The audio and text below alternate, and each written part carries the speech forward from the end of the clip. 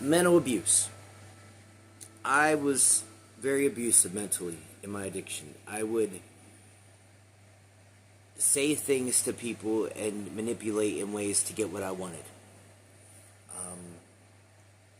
I won't say that I wasn't mentally abusive, like derogatory, like the women I was with, calling them names and stuff, but I tried not to. And here's one thing I remember in my last relationship with my son's mother. She would tell me how she was fat and ugly. She was already cheating on me with somebody else, but she would tell me how she was fat and ugly. And I never said these things to her.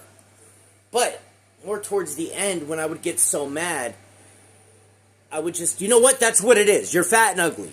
And then she would hold that against me. But I started understanding that there was reasons why these fights were happening, and it wasn't always me.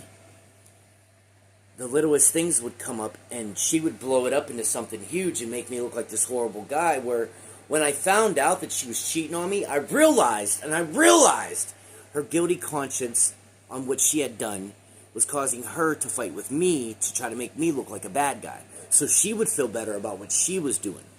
These are facts. I hated it when I found out. But imagine this, though.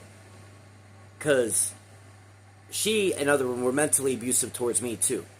But imagine me being being in an addiction, but still not wanting to hurt people. You know, you're just trying to get your fix and stuff.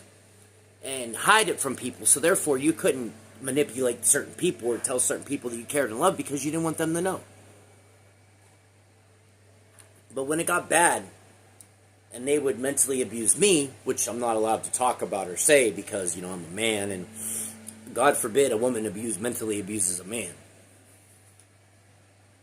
Imagine someone sober mentally abusing someone else. That's really big in my mind. That's really big on me, and I think about that a lot now because the way that I was mentally abused was by someone who was sober.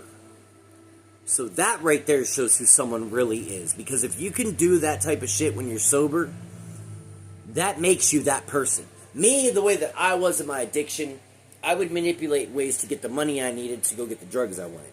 But I wouldn't, do the whole name calling thing and stuff like that. But it was being done to me. Calling me derogatory names, like saying I loved men and then drive away real fast so I couldn't get a word in. Calling me the B word and